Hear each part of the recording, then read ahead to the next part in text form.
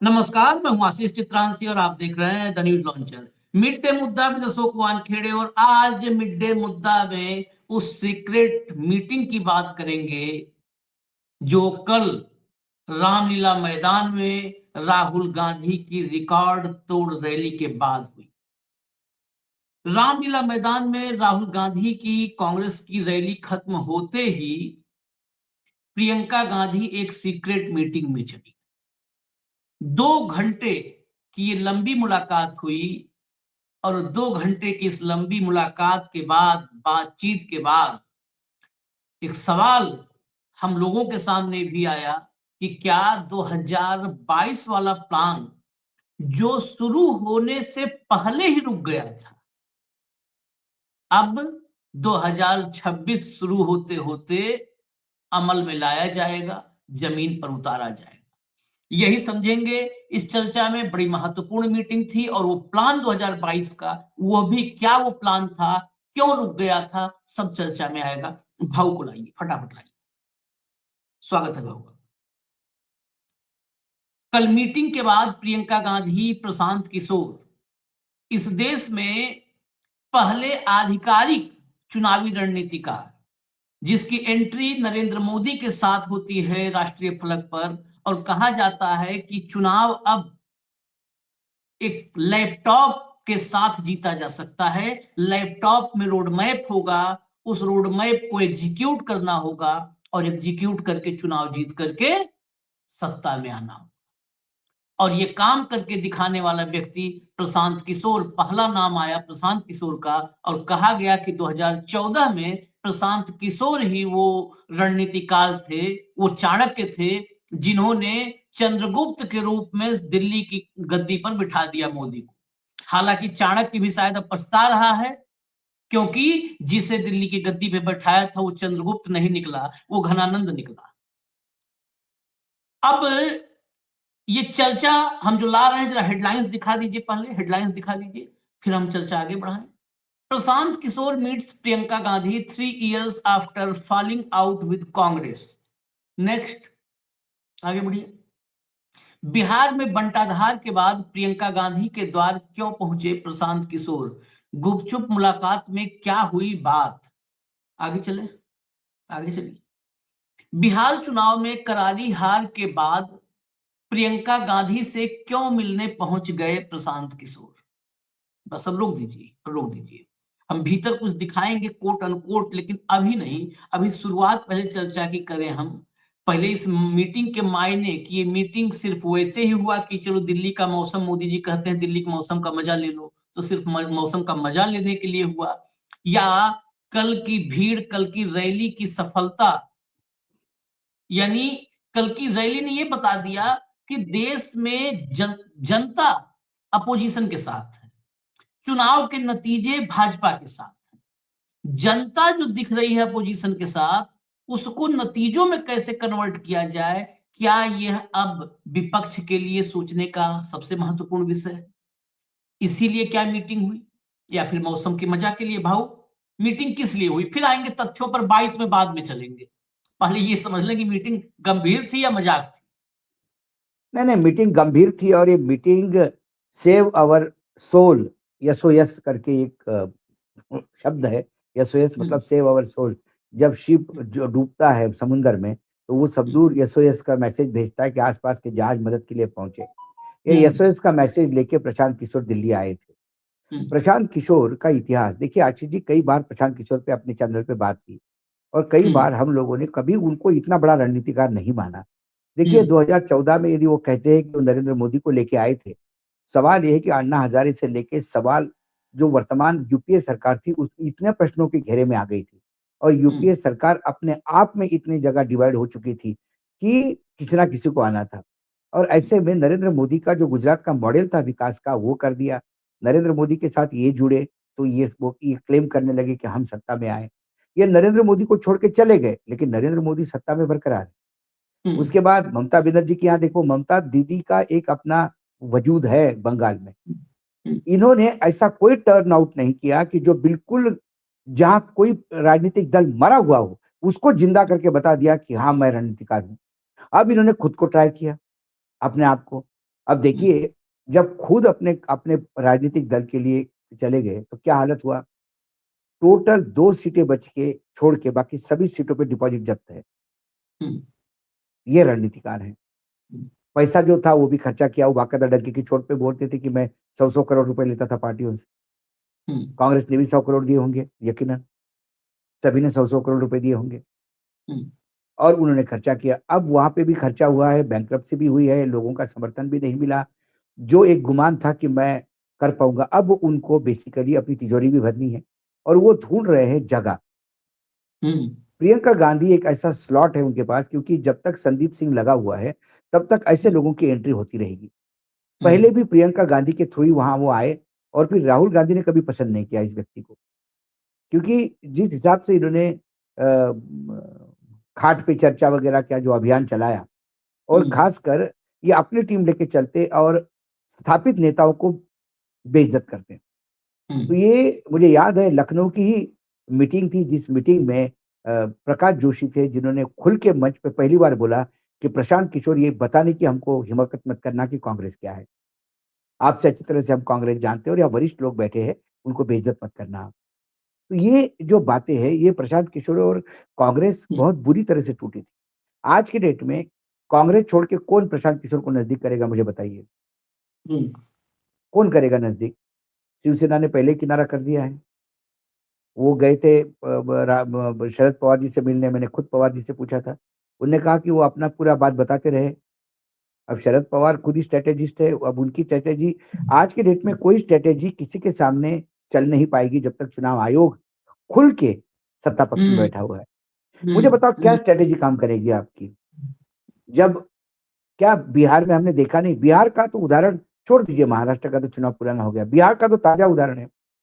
हम्म, बिहार में जिनके रैलियों में लोग नहीं आते, जिनके रोड शो खाली हो जाते हैं, उनको सीटें मिलती हैं और जिनके रोड शो में जनसागर उमड़ जाता है, उन्हें सीटें नहीं मिलती। हम्म, कुछ उम्मीदवार हैं इंडिपेंडेंट, उन्होंने अपने वोट भी दिए तो बूथ पे उनके वोट नहीं निकले। हम्म, क्या मायने हैं इसके? 128 सीटें 202 में से ऐसी है, जहां मार्जिन जीत का और मतदाता सूची में से निकाले गए लोग, इनका अनुपात देखें तो 1:10 है। हम्म, मतलब 10 गुना ज़्यादा लोग निकाले गए हैं और आपका जीत का मार्जिन उतना है। आज लाखों की तादाद में ऐसे लोग हैं बिहार में, जो बिहार के मतदाता, बिहार के रहवासी भारतीय हैं, वो घुसपैठिए नहीं है, क्योंकि घुसपैठी तो बिहार में एक भी नहीं, हम्म, चुनाव आयोग ने कह दिया।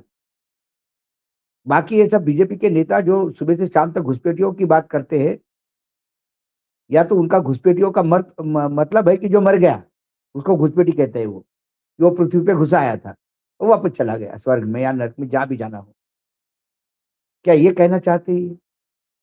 तो कुल मिलाकर अभी ये समदुखी इकट्ठा हो गए थे। हम्म, ये किसी ये खड़गे जी से नहीं मिले, ये राहुल गांधी से नहीं मिले, क्योंकि उनको खड़े भी नहीं करते।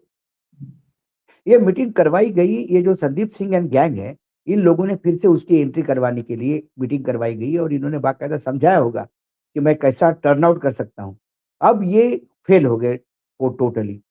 टर्न आउट करते तो खुद खुद के पार्टी का कम से कम 5%, 10%, 12% कुछ तो है। आपका हश्र कितना बुरा हुआ। आप लगातार राहुल गांधी का इस बात से विरोध कर रहे थे कि मत चोरी हो ही नहीं रही है। हम्म, हम्म, हम्म, आज आप मत चोरी के साथ खड़े हैं। तो हम्म, इसका मतलब आप क्या पॉलिटिकल अंडरस्टैंडिंग रखते हैं मुझे बताइए? दिन दहाड़े मत चोरी हो रही थी, बीएलओ के वीडियोज आ रहे थे, लोगों के वीडियोज आ रहे थे, बीएलओ एक जगह बैठ के कैसे फॉर्म भर रहे थे, कैसे मोहल्ले के मोहल्ले निपटाए गए, ये रोज वीडियोज आ रहे थे, मार्केट में खबरें थी, हम सब लोगों को खबर कवर कर रहे थे।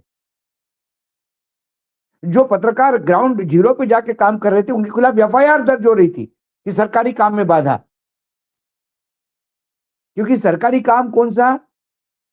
फर्जी मतदाता सूची बनाने का। उसको पकड़ में ले जाओ तो वो काम में, सरकारी काम में बाधा है। क्या हम ये माने? ये सारा सामने दिख रहा था, उसके बाद भी प्रशांत किशोर क्यों नहीं मान रहे थे कि ये घपला हो रहा है? अब फिर किस भाव बात की स्ट्रेटेजिस्ट आप? मैं इसी पे मेरा सवाल बहुत प्रासंगिक सवाल है, मेरे लिए प्रासंगिक है, हो सकता है बाकी लोगों के लिए, दर्शकों के लिए हो या ना भी हो। 2021-22 के प्लान पर हम फिर बाद में अब आएंगे, फिर मैं रुक गया। क्या प्रियंका गांधी को सामने रखकर एक ऐसा ग्रुप है जो कांग्रेस को, क्योंकि कांग्रेस, भारतीय जनता पार्टी के लिए कांग्रेस हमेशा खतरा रहेगी, कुर्सी पे बैठे रहेंगे तो भी, क्योंकि डर है ना, डर है कांग्रेस स्ट्रांग हुई तो हम उसी समय, जिस दिन कांग्रेस सड़क पे आ गई, स्ट्रांग हो गई, उस दिन हमको आउट कर देंगे सब। क्या प्रियंका गांधी के पीछे, अच्छा ये कांग्रेस के भीतर भी इस सवाल से कुछ लोग हो सकता है बहुत असहज हो जाए, लेकिन ये सवाल मैं करूंगा, कांग्रेस के में प्रियंका गांधी के पीछे खड़े होकर क्या कुछ लोग भारतीय जनता पार्टी की वो मुराद पूरी करना चाहते हैं कि कांग्रेस में एकदम वर्टिकल डिवीजन दिखना शुरू हो जाए? उसके एग्जाम्पल में बता रहा हूँ। पीके, जिसे एम्पावर्ड कमेटी का मेंबर बनाने के लिए प्रस्ताव सोनिया गांधी ने रखा था, मना कर दिया कि मुझे पूरी आजादी चाहिए, और फिर वो प्लान टूटा था जिस प्लान की आगे हम चर्चा करेंगे। वो एम्पावर्ड एक्शन कमेटी में नहीं गया। वो जो है जिसने राहुल गांधी की यात्रा को बेवजह बताया कि कोई वोट चोरी नहीं है, और वोट चोरी की इतनी बड़ी रैली के बाद मुलाकात किया, वो प्रशांत किशोर, प्रियंका गांधी के साथ 2 घंटे की सीक्रेट मीटिंग। उसके बाद एक पत्रकार, पूर्व, मतलब पुराने पत्रकारों में से एक नाम है, उस व्यक्ति का आजकल आप तमाम जगहों पर पॉडकास्ट देखते होंगे, और सारे पॉडकास्ट में वो व्यक्ति कांग्रेस के भीतर खासकर राहुल गांधी पर निशाना साधता नजर आता है। लगातार वो लल्लन टॉप से लेकर, मतलब तमाम, अब मैं किसी का नाम लूं, तमाम जगहों पर पॉडकास्ट उसी व्यक्ति के, कांग्रेस के भीतर की खबर बताने के लोग आज तक उसी को पकड़ रहे हैं। ये प्रायोजित होता है, ऐसी चीजें प्रायोजित होती हैं। वो कांग्रेस के भीतर राहुल गांधी एंड कैंप पर लगातार हमला बोलता है। मैं नाम उसका नहीं लूंगा, लेकिन नाम ये बता दूं कि जो है जिस व्यक्ति के बारे में आप कई बार इशारा करते हैं, सचिन पायलट, जो प्रियंका कैंप में प्रियंका गांधी के करीब मैं होते हुए आपको कई कई लोग बता दूंगा, कई लोग बता उसी दूंगा। समुदाय से, मैं सचिन, बता दूं, उसी हाँ, समुदाय से, सचिन पायलट के समुदाय से ही वह व्यक्ति जो पॉडकास्ट में आजकल आ रहा है वो जुड़ा हुआ है। उसके हर बयान में राहुल गांधी को, कि राहुल गांधी की ही अगुवाई बस हट जाए, मतलब क्या अब परिवार के भीतर के दरार को पार्टी को तोड़ने का एक हथियार, औजार बनाने की कोशिश चल रही है? यकीनन, यकीनन। देखिए, मैं नहीं जानता कि भाई बहनों के बीच में क्या दूरियां हैं, क्योंकि जो चीज अपने को पता नहीं वो बोलनी नहीं चाहिए। हाँ और बिल्कुल। जिस हिसाब से राहुल गांधी मंच से मेरी बहन और मेरा भाई प्रियंका अपने भाई के लिए जी तोड़ प्रोटेक्शन में उतरती है, भाई अपने बहन को लगातार प्रोटेक्ट करते रहता है, इसलिए मैं नहीं मानता कि ये दोनों भाई बहनों के बीच में कोई दरार होगी। लेकिन इनके जो किचन कैबिनेट जो है, इनका जो कुनबा है, वो अलग अलग चलता है।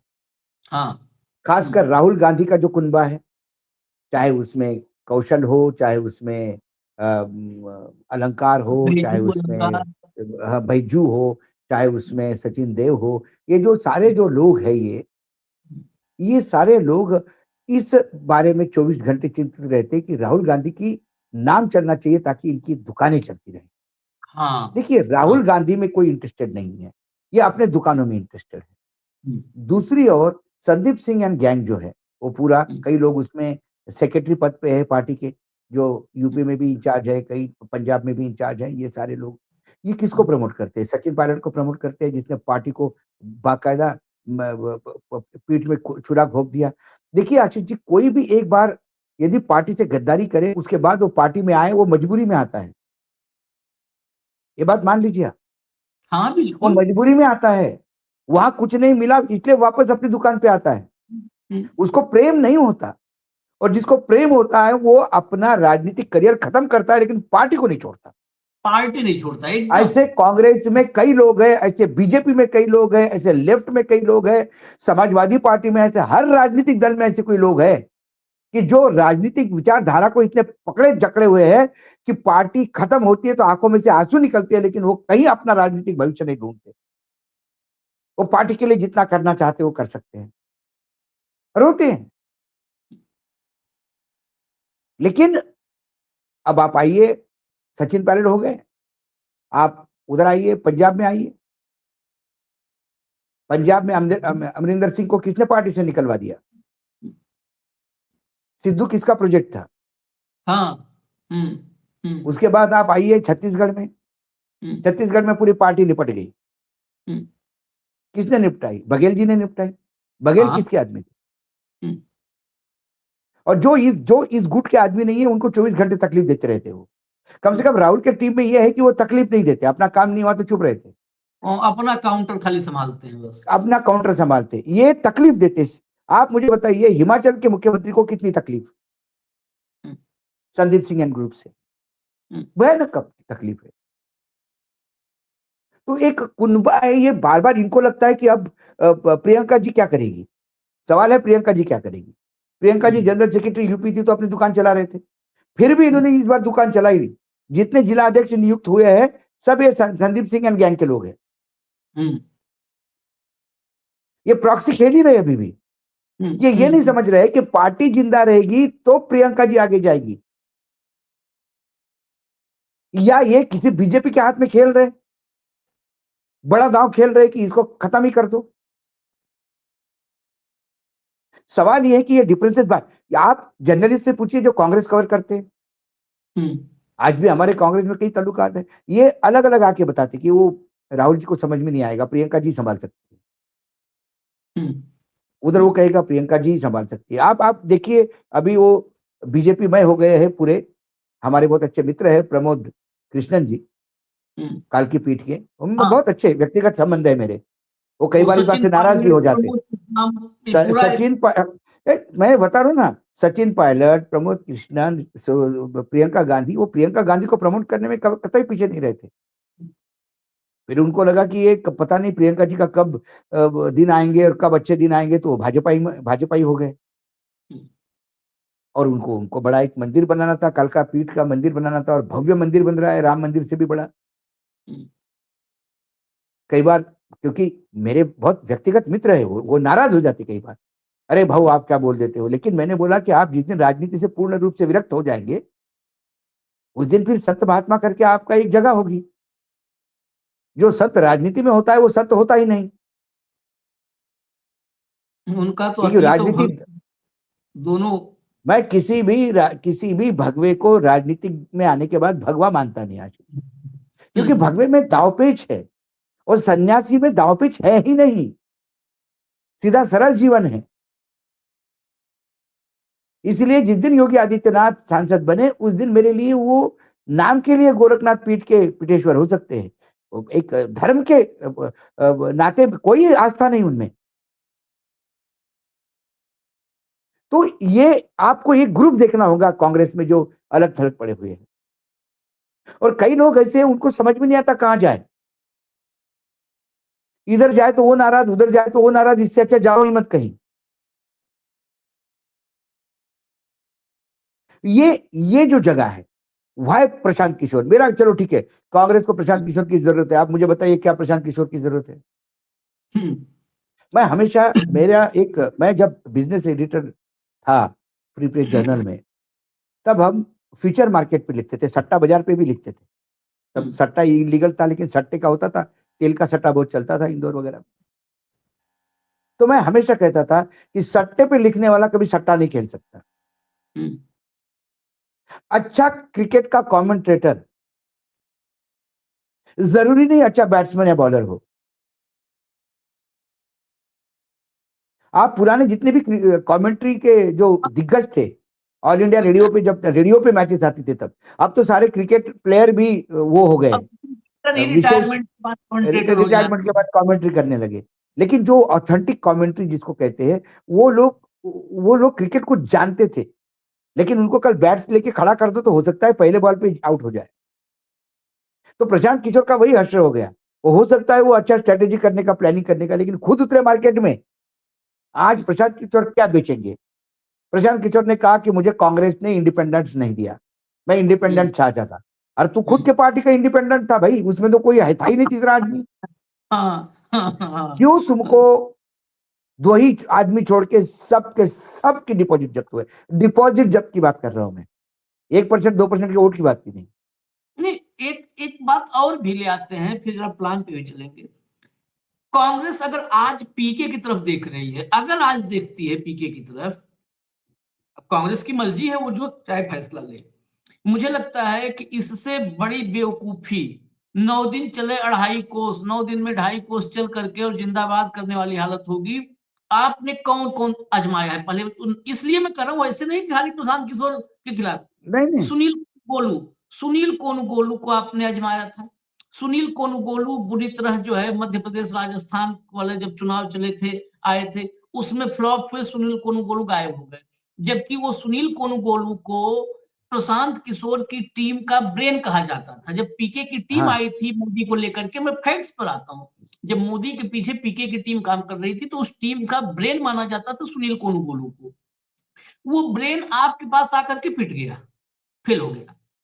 ये अल्लावरू अभी आप बिहार में लाए थे, अल्लावरू भी कोई ऐसा तो है नहीं कि अल्लावरू ने फटी धोती पहन के गांव-गांव में कांग्रेस सेवा दल का काम किया था। हाँ। अल्लावरू भी ऐसे ही डिजिटल दुनिया से आए हुए थे, शादी.com, ब्याह.com वाले। ये भी रणनीतिकार ही थे। ये नहीं, कोई नहीं, कांग्रेस सेवा दल का आशीष, कार्यकर्ता नहीं, रणनीतिकार ही था। आशीष, रणनीतिकार होने के बाद भी गुजरात में उसको इंट्रोड्यूस किया था।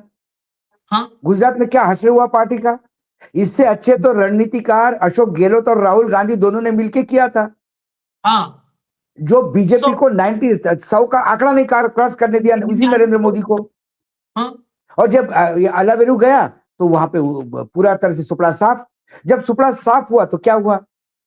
सुपड़ा साफ होने के बाद आपको आकलन करना चाहिए कि गुजरात में अलावेलू का आकलन क्या है। आपको लोगों को सुनना चाहिए।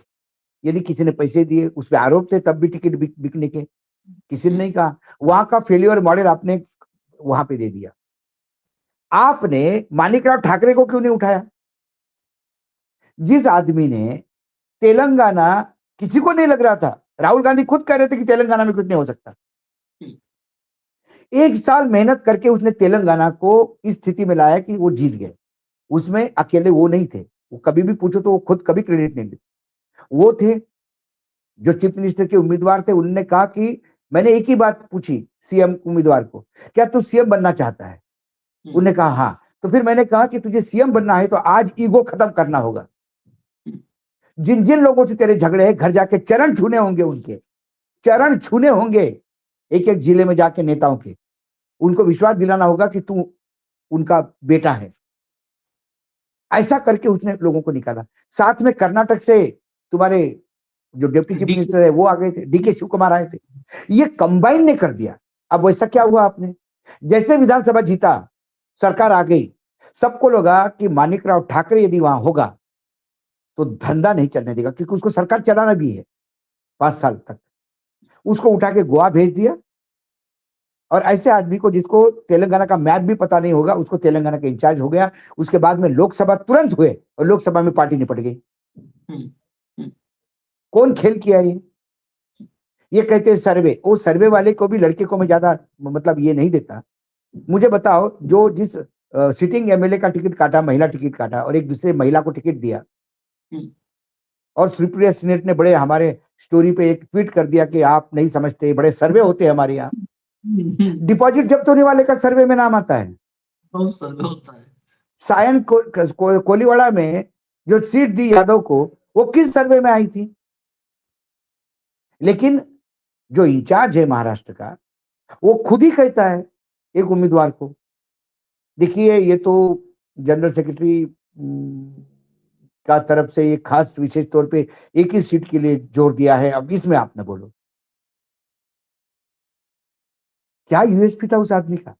ये जो जगह है, एक एक सीट पे यदि कांग्रेस आकलन करे तो कांग्रेस गलती नहीं करेगी। लोकसभा, विधानसभा जीतने के बाद लोकसभा क्यों हारी तेलंगाना में? अब तेलंगाना में जब आप एक एक लाइन पे लेके बैठेंगे राहुल गांधी, कितनी ज्यादा सीटें तो थी तेलंगाना में, नहीं थी। उसका आकलन कर लेना चाहिए था। ये आकलन ही नहीं करते। आकलन करते तो पता पड़ता, जिस बीआरएस को लोगों ने रिजेक्ट किया, उनके नेताओं को आपने लोकसभा सीट कैसी दी, किस बिना पे दी? हार गए सारे, क्योंकि बीआरएस लोगों ने रिजेक्ट की थी। और जिसने ये सब पूरा किया काम, उसका देखिए। ये मैं कुछ लोगों के नाम इसलिए नहीं, क्योंकि कुछ लोगों को लगता होगा कि मानिकराव ठाकरे का नाम क्यों लेता है। जब मानिकराव ठाकरे अध्यक्ष थे पार्टी के महाराष्ट्र में, तो मैं उनको महाराष्ट्र का दुर्भाग्य बोलता था। वो बैकरूम ऑपरेटर बहुत अच्छे हैं, बैकरूम ऑपरेटर बहुत अच्छे थे, प्लानिंग बहुत अच्छी कर सकते हैं, लॉजिस्टिक अच्छा कर सकते हैं, उनके हाथ में कमान देते से चला जाता है मामला।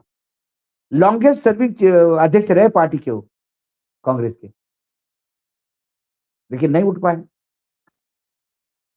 तो हर आदमी का एक यूएसपी होता है, बाहर के लोग उनको जानते हैं, हम तो बर्ड्स आई व्यू देखते हैं, हमारे लिए तो कोई पार्टी का इंटरेस्ट नहीं है, लेकिन पार्टी के अंदर तो कम से कम अपने लोगों को तो जानो कौन किस लायक है और किसका क्या काम है। ट्रैक्टर चलाने वालों को आप मर्सिडीज देते हो और मर्सिडीज वाले को बोलते हैं चॉपर चला, चॉपर वाले को बोलता है मोटरसाइकिल पे घूम, डिजास्टर तो होगा। और फिर कहता है देखो हमारे पास पायलट भी है, मोटरसाइकिल वाला भी है, कार वाला भी है और ट्रैक्टर वाला भी है, हमारे पास सब लोग हैं, फिर भी हमारी गाड़ियां क्यों नहीं चलती? अरे सही गाड़ी पे सही आदमी को बिठाना भाई। और प्रियंका गांधी जी को यह देखना होगा कि at the end it is the party that matters. ये कौन है आसपास दलाल जो मार्केट में ये बात बताने के प्रति कहते हैं ये प्रियंका जी चलाएगी? ये यही कुनबा है जो पत्रकारों की कानाफूसी करते हैं। ये अभी वही है अभी जो पत्रकारों को बांट चुके हैं कि प्रियंका जी आएगी तो ये सब कुछ होगा। कोई कहता हाँ, है कि नहीं राहुल गांधी आए तो भी सब कुछ होगा। राहुल गांधी ने अपने ब्रांड को बनाया है। राहुल गांधी को गांधी परिवार से विरासत में कुछ नहीं मिला, विरासत में मिला उनको पप्पू टैग, विरासत में हाँ, मिला उनको कि मुंह में चम्मच है इसलिए आए सिल्वर स्पून, विरासत में मिला उनको गांधी घराने का नाम जिसको ये G20 ने बदनाम किया, बार बार परिवारवाद करके जिसको उलाना दी गई। राहुल गांधी यदि आज राहुल गांधी है तो उन्होंने अपने बलबूते पे ये जगह हासिल की जब वो चले। आते हैं प्रियंका गांधी पे। प्रियंका गांधी ने क्या किया? जनरल सेक्रेटरी बन गई, ठीक है। उसके बाद उत्तर प्रदेश दिया आपको, उत्तर प्रदेश में आप बता देती कि मेरा वोट परसेंटेज कम से कम बीएसपी इतना है, 15% पे आई, 20% पे आ गई, अब 2.5% पे आ गए। और 2.5% पे आने के बाद कौन कौन उसके लिए रिस्पॉन्सिबल है? मुझे राहुल गांधी की एक क्वालिटी अच्छी लगती है, जब वो राष्ट्रीय अध्यक्ष थे और पार्टी हारी तो उन्होंने इस्तीफा दिया कि yes I take the responsibility. क्या प्रियंका जी ने रिस्पॉन्सिबिलिटी ली यूपी में जो डिजास्टर हुआ उसका? ना आज आज यूपी में जो अच्छी बात हो रही है या यूपी में अखिलेश के साथ जो टाइप हुआ, किसने करवाया? वो ये लोग तो अखिलेश के साथ टाइप तोड़ने में लगे हुए थे। मतलब मैं छोटी सी बात बताता हूँ आशीष, क्या होता है, कैसा मैनेजमेंट होता है। ये मैं आपको, क्योंकि हम बीजेपी भी कवर कर चुके हैं, कांग्रेस भी कवर कर चुके हैं, लोग हमको बोलते हैं आप किसी विज्ञापन एजेंसी से बात करो जो बीजेपी के लिए काम करता है, वो बीजेपी का जब कॉन्ट्रैक्ट मिलता है तो पूरे चुनाव तक टेंशन में रहता है। एक एड एग्जीक्यूटिव ने मुझे बताया, एक पार्टी में मिले थे, उन्होंने कहा कि मैंने बोला you are working for BJP, lot of money? बोला no money, lot of tension. वो बोला लोकसभा चुनाव के समय नॉर्थ ईस्ट में कई अमित शाह जा रहे थे रोड से, शाम हो गई, एक बैनर लगा हुआ था कांग्रेस का जिसके ऊपर लाइट बंद पड़ी थी। भाजपा का, उन्हें गाड़ी, भाजपा का, उन्हें गाड़ी रोकी, साथ में बोला इसको फोटो खींचो, ऑफिस फोटो भेजा और बोला इस एजेंसी का सारा पेमेंट रोक दो, एक लाइट के चक्कर में। और कांग्रेस में एजेंसी के पहले मेरा कमीशन क्या, ये जो गाड़ियां चलती ना वैन, मैं दावा करता हूं कांग्रेस जिस रेट में वैन उठाती है और मार्केट में जो रेट है 3 गुना ज्यादा रेट से उठाती है। गाड़ी देने वाले वही होते हैं। मैं बताता हूं, मैं एक एग्जाम्पल, अब आपने चर्चा किया है, मैं नाम नहीं लूंगा नेता का। एक 22 के चुनाव में जब जब बहुत सारे खाट और उस पर तथ्य चर्चा उर्चा करवा लिया था, प्रियंका गांधी लगी थी, 22 के चुनाव में, विधानसभा चुनाव, मेरे सामने की बात है, मेरे सामने की बात है, एक नेता कांग्रेस दफ्तर के सामने ही एक बहुत अच्छा होटल है वहां पर जिसमें शीला दीक्षित रुका करती थी, एक नेता मेरे सामने बैठा था और एक प्रपोजल आया, ये वैन जो गाड़ियां चलती हैं इसका प्रपोजल आया। उस नेता ने जो रेट लिखा था उस रेट में कहा 1 लाख रुपए बढ़ा दो। मैं इस बात का मैं साक्षी हूं, मैं अपनी जिम्मेदारी बोल रहा हूं। कहा कि 1 लाख रुपए नहीं सर, इतना बहुत है, इसमें 20-30 हजार रुपए बच जाएगा। कहा 20-30 हजार बच जाएगा, छोड़ो ना, 1 लाख बढ़ाओ, 50 हजार और तुम रख लेना, 50 मैं रख लूंगा।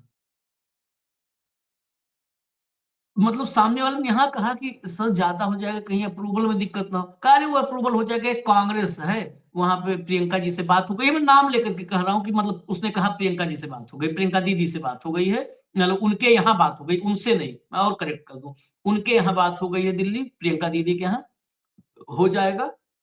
ये कांग्रेस है। और एग्जाम्पल उसने क्या दिया, मैं आपको एग्जाम्पल बताता हूं, उसी व्यक्ति का एग्जाम्पल जिसका कुछ देर पहले आपने चर्चा किया था, प्रमोद कृष्णम का। उसने कहा कि प्रमोद कृष्णम, पता है आपको, चुनाव लड़े थे लोकसभा का लखनऊ से। मैं वहां पे मौजूद था, ये चर्चा जब मैं सुना, मैं मौजूद था, किसी थर्ड पर्सन की बात नहीं। कहा 20 लाख रुपए में आई थी जो गाड़ी थी, बड़ी वाली जो गाड़ी थी, 20 लाख रुपए में आई थी। 5 लाख रुपए में जो बातचीत हो रही थी, उसमें बड़ी वाली गाड़ी के लिए 5 लाख, 4.5 5 लाख कोट कर रहा था। का 20 लाख में आई थी, आप 1 लाख बढ़ाने में हिचकिचा रहे हो। 20 लाख में आई थी गाड़ी प्रमोद कृष्णम के समय। कौन था प्रमोद कृष्णम? प्रमोद कृष्णम किसका अजीज था, किसका करीबी? ये हालत। मैं और एग्जाम्पल बता दूं, मैं एक चुनाव के क्षेत्र में था भाव, प्रचार के समय चुनाव क्षेत्र में इसलिए था क्योंकि कांग्रेस से कोई लेना देना नहीं, मेरे बहुत ही नितांत निजी संबंधों में कोई एक चुनाव लड़ रहा था, और उसने कहा था कि आप प्लीज 1-2 दिन के लिए आ जाइएगा, जैसे होता है ना कि एक मानसिक रूप से थोड़ा सपोर्ट हो जाएगा, कुछ सलाह दे देंगे आप। मैं गया। कब गया मैं? जब पोलिंग थी, पोलिंग के 48 घंटे पहले। जिस दिन चुनाव प्रचार बंद होना था, आप, यह भी मैं मतलब साक्ष्यों के साथ, अगर साक्ष्य की बात आएगी तो मैं साक्ष्य रख दूंगा। जिस दिन चुनाव प्रचार खत्म होना था, कांग्रेस मुख्यालय से प्रचार वाहन प्रत्याशियों क्या जाने थे। जिस दिन चुनाव प्रचार खत्म होना था 5 बजे, 5 बजे चुनाव प्रचार खत्म होना था, मैं रिपीट इसलिए कर रहा हूं कि सुन ले कांग्रेस के लोग, सुनने की क्षमता है तो। 5 बजे चुनाव प्रचार खत्म होना था। 10 बजे क्योंकि मैं वहां पहुंचा था, तो प्रत्याशी ने कहा कि जब आप आ गए हो तो थोड़ा सा आप प्लीज देख लो।